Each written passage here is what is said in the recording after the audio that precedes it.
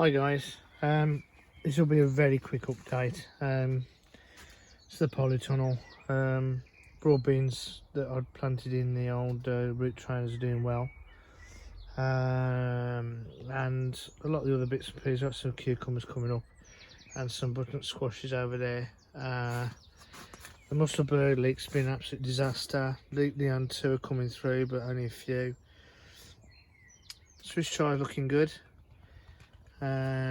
Sweet corn's coming through, there's a couple coming through, not a lot though. Peas have been absolutely damp, smacked, and I don't think it's mice, I think it's actually a rat, because I've come in and they've absolutely chewed up a load of other stuff under here. These have still got to go out. Grounds are still going. Onions are starting to, the onions that are left in here, which the ones that are going to go outside that haven't quite sprouted yet or fired, they're rare ready. I've put some more, I've put some lettuce seedlings in, in there, various things, little gems, webs, wonderful, all year round, and some Mizuna, and I'm just putting them in my drawers and seeing how they go, and then hopefully put them in the some of them in the what's it, the foot garden, whatever you call it, square foot garden. Couldn't think then.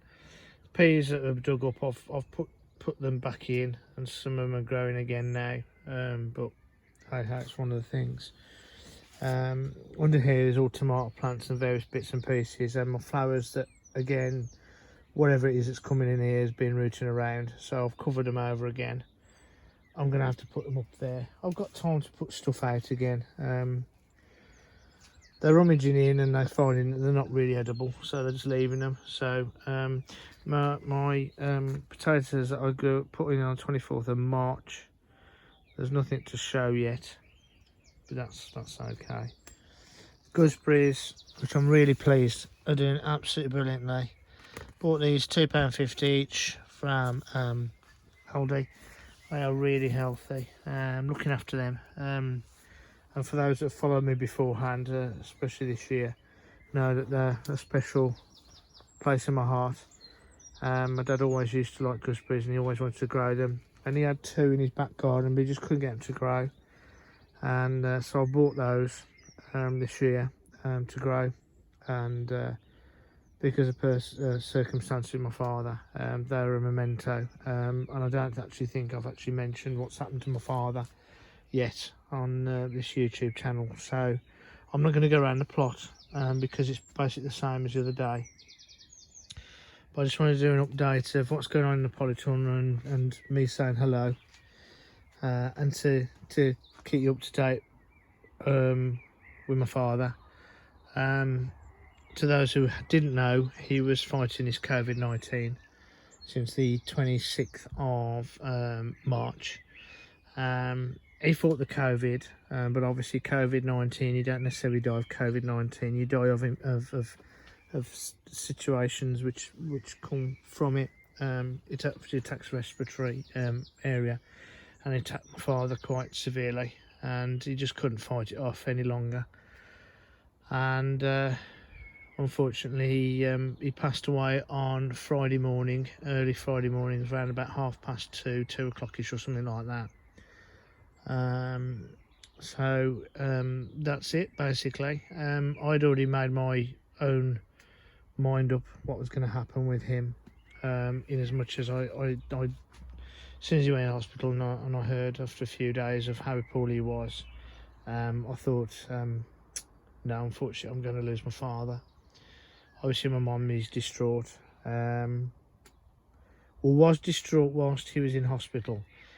I think because of the time that he was in hospital, and then getting him out of hospital into a step down home, and getting his mobile phone, his television to him, I think she'd already made her mind up as well, that he wasn't coming home.